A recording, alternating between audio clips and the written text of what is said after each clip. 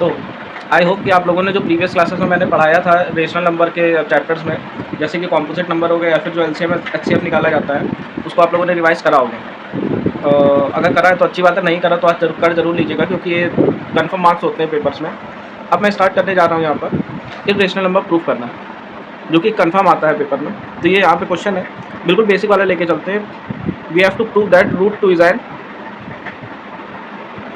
Irrational number. ठीक है, root 2 is an irrational number, ये हम लोग को प्रूव करना है। अब देखिए, इसके लिए सबसे पहले हमको करना क्या है, इसकी सेम स्टेप होती है हर क्वेश्चन के लिए। हमको सबसे पहले मानना है we have to let the contrary, contrary मतलब हम लोगों को क्या ऑपोजिट मानना है, जो हम लोग को प्रूव करना है। Be our contrary, that is be root 2 are rational number. Okay, देखिए जब हम लोगों ने इसको रेशनल नंबर मान लिया है, तो इसके हिसाब से तो हम लोग क्या लिख सकते हैं, so we can write root 2 equals to r upon s, और इसकी एक कंडीशन जरूर लिखनी है कि s should not be equals to 0। Okay, अब हम लोग को क्या मानना है कि जो आर और एस है वो एक कॉमन फैक्टर के साथ हो, तो ये लाइन लिखनी पड़ेगी such that r and s have a common factor other than 1। Okay, मतलब 1 के अलावा इसका कॉमन फैक्टर भी है। तो विच मीन्स हम लोग क्या लिख सकते हैं, so we divide r and s by common factor, we gate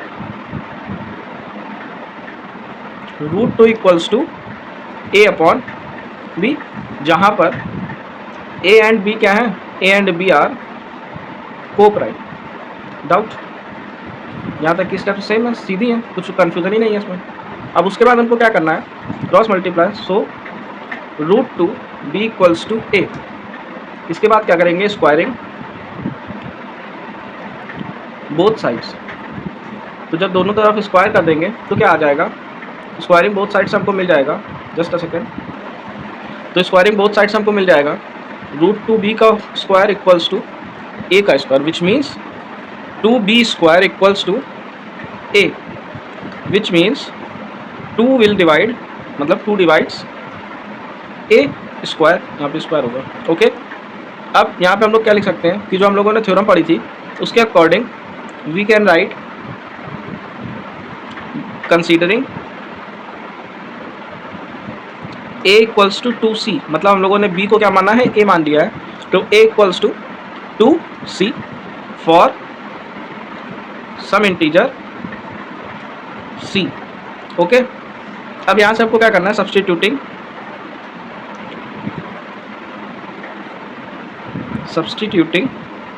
a equals to 2c, we get, किसमें रखना है, इस इक्वेशन में, वी गेट इन इक्वेशन 1 क्या मिल जाएगा हमको, 2b square equals to, a को हमने 2c माना है, मतलब 2c का square, which means 2b square equals to 4c square. तो हमको यहाँ से मिल गया b square equals to 2c square.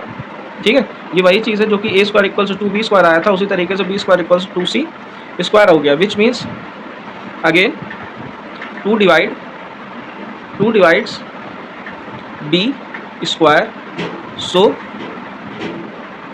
it will again follow theorem of fundamental rationality। Okay, तो यहाँ से हमको क्या मिल गया कि therefore a and b have at least 2 as a common factor। ठीक है, क्यों, क्योंकि वो जो दो इक्वेशन आई थी b square equals to 2c square, और जो आया था ये a square equals to 2b square, तो इसके बेसिस पर दो क्या हो गया, ए और बी का कॉमन फैक्टर हो गया। अब इसका मतलब अगर कोई कॉमन फैक्टर नहीं है तो वो रेशनल हो जाएगा, लेकिन अगर कॉमन फैक्टर है तो वो रेशनल हो गया, which means it shows contrary to are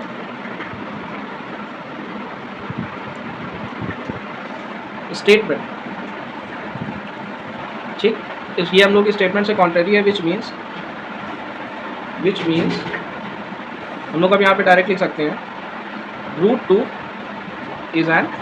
is not an rational number. ठीक है, क्योंकि कॉन्ट्रेरी है तो इसका मतलब वो रेशनल नंबर तो नहीं है, विच मीन्स वी कंक्लूड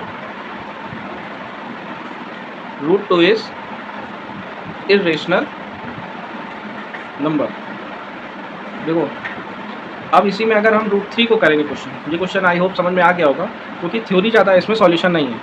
ठीक है, अब जैसे इसी की जगह मैं √3 लिख दूंगा तो हम यहाँ पे क्या करेंगे, √3 को r/s मानेंगे, जिसके बाद बोलेंगे कि r/s का एक कोई कॉमन फैक्टर होगा अदर देन 1, तो उसके बाद √3 = a/b आ जाएगा।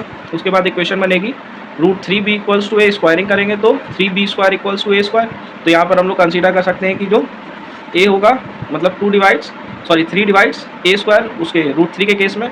उसी तरीके से a = 3c लेट कर लेंगे, उसके बाद सीधे b² = 3c²। तो उसके बेसिस पर हम क्या लिख सकते हैं कि जो 3 होगा वो डिवाइड करेगा b² को। इसका मतलब ये फंडामेंटल थ्योरम ऑफ रेशनलिज्म को, मैं लिखना भूल गया हूँ, रेशनलिज्म को फॉलो करेगा, विच मीन्स a और b एक के पास एक एटलीस्ट होगा। क्या √3 के लिए यहाँ पे 3 आ जाएगा 2 की जगह पर एज अ कॉमन फैक्टर। तो इसका मतलब वो कॉन्ट्रेरी होगा हमारी स्टेटमेंट से। ओके, तो इसका मतलब √2 जो है वो रेशनल नंबर नहीं है, तो हम लोग क्या कंक्लूड करेंगे, √3 is an irrational number, hence proofed. इसमें अगर कोई डाउट आया हो तो मुझे आप कमेंट्स में बताइएगा ज़रूर। इसका भी एक पार्ट और होता है, एक टाइप ऑफ क्वेश्चन, वो भी मैं बता देता हूँ। इसका नया टाइप होता है जिसमें हम लोग को 2 नंबर्स के बीच में एडिशन और सब्ट्रैक्शन आ जाता है। तो इसमें हमको क्या करना है, हम एग्जांपल के लिए ले रहे हैं, शो 5 - √3 इज एन, पूरा ये एनसीईआरटी की बुक के बेसिस पर मैं करा रहा हूँ, उससे अलग कुछ नहीं। तो आप आराम से इसको सीबीएसई बोर्ड के हिसाब से पढ़ सकते हैं, यूपी बोर्ड में भी खैर चलता है। 5 - √3 इज इरेशनल नंबर, ये हमको प्रूफ करना है। ओके, देखिए वही काम करेंगे। सबसे पहले हम लोग क्या करेंगे, let 5 - √3 is an rational number, ये हम लोगों ने कंसीडर करा है। ठीक है, यहाँ लिख देता हूँ मैं, यहाँ से सॉल्यूशन स्टार्ट है। ठीक है, इस रेशनल नंबर विच मीन्स हम लोग क्या लिख सकते हैं, एक सेकंड थोड़ा लाइटनिंग बढ़ा दूँ। ठीक है, इस रेशनल नंबर, तो अब यहाँ पे मैं क्या बोलूँगा, which means we can write 5 - √3 = a/b। ठीक है, अब इसमें कोई डाउट नहीं। देखो √3 को मुझे पता है कि ये क्या है, ये रेशनल नंबर है, विच मीन्स अगर मैं किसी तरह, क्योंकि मैं जैसे मैंने √2 अभी प्रूफ करा था वैसे ही √3 प्रूफ करूँगा, तो इसका मतलब √3 मेरा इरेशनल पहले मैं प्रूफ कर चुका हूँ। विच मीन्स मुझे क्या कर लूँ, मैं किसी तरह इतने पोर्शन को √3 के आसपास ले आओ, √3 के थ्रू उसको हम लोग क्या करेंगे, इरेशनल प्रूफ करेंगे। तो यहाँ पे हम लोग क्या करेंगे, अब 5 - a/b = √3, मैंने इसको यहाँ ट्रांसफर कर दिया और इसको यहाँ, क्योंकि √3 अलग कर दिया क्योंकि मुझे पता है कि √3 एक इरेशनल नंबर है। अब क्या करेंगे, एलसीएम ले लेंगे, √3 = 5b - a/b। ओके, अब क्या करना है, देखिए अब ये मेरा पूरा किसके इक्वल आ गया है, √3 के इक्वल आ गया। अगर मैं यहाँ पर भी लिखना चाहता कोई स्टेटमेंट लिखे बिना तो भी हो सकता था, लेकिन अब चलिए लिख देता हूँ। तो अब a और b क्या है, हम ये तो मुझे पता है हम लोगों को कि इंटीजर है, a and b are integers, we get, जिसके बेसिस पर हम लोग 5b - इस स्टेटमेंट के बेसिस पर चल रहे हैं, 5b - b/b is rational number but √3 is irrational, क्योंकि √3 तो हम लोगों ने पहले इसको प्रूफ करके रखा हुआ है। ठीक है, तो विच मीन्स ये क्या कर रहा है, ये कॉन्ट्राडिक्ट कर रहा है। So they are contradicting to each other. Doubt, तो ये एक दूसरे से कॉन्ट्राडिक्ट हो रहे हैं, विच मीन्स हम लोग क्या बोल सकते हैं कि जो कॉन्ट्राडिक्शन है किसकी वजह से आ रहा है, 5 - √3 के लिए, पूरे के लिए आ रहा है। तो हम बोल सकते हैं, सो 5 - √3 is not rational number, so we can conclude 5 - √3 is irrational number. Okay, so hence proved।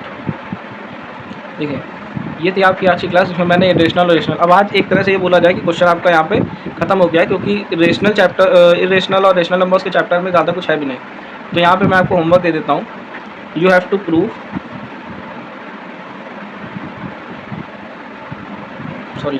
you have to prove irrationality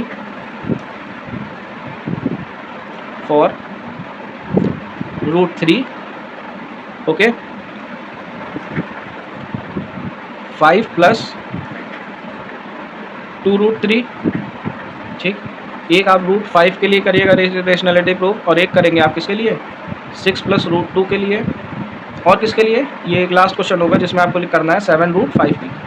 तो ये 5 आपको होमवर्क के लिए क्वेश्चन करने हैं। Thank you and do not forget to subscribe my channel अगर आपको content अच्छा लगा हो तो। देखिए, अगर आइडियली देखें तो हम लोग को इस क्लास के बाद पॉलिनोमियल चैप्टर को स्टार्ट करना चाहिए, तो मैं पॉलिनोमियल चैप्टर ही स्टार्ट करूँगा, लेकिन जो मेरे सोर्सेज हैं उनकी कमी की वजह से, क्योंकि उसमें ग्राफ बनाना पड़ेगा, मैं ग्राफ को बाद में एक्सप्लेन करूँगा, will be explain letter, okay. क्यों, क्योंकि ग्राफ बनाने के लिए मुझे वीडियो बनाने के लिए थोड़ा कुछ सोर्सेज चाहिए, तो वो अभी नहीं है मेरे पास। मैं जनरल, क्योंकि आप देख रहे होंगे मैं केवल रजिस्टर में पढ़ा रहा हूँ, लेकिन पढ़ा मैं पूरी तरीके से रहा हूँ, ओके। तो ग्राफ मैं बाद में एक्सप्लेन करूँगा, लेकिन जो सॉल्यूशंस हैं, जो जनरल वेरिएबल को सॉल्विंग है, वो मैं आपको नेक्स्ट क्लास से स्टार्ट कर दूँगा, ओके, फ्रॉम नेक्स्ट क्लास। अगर मैं इस चीज़ के लिए भूल जाऊँ तो आप लोग मुझे याद ज़रूर दिला दीजिएगा, may be after April, last of April और the mid of May, okay. Thank you.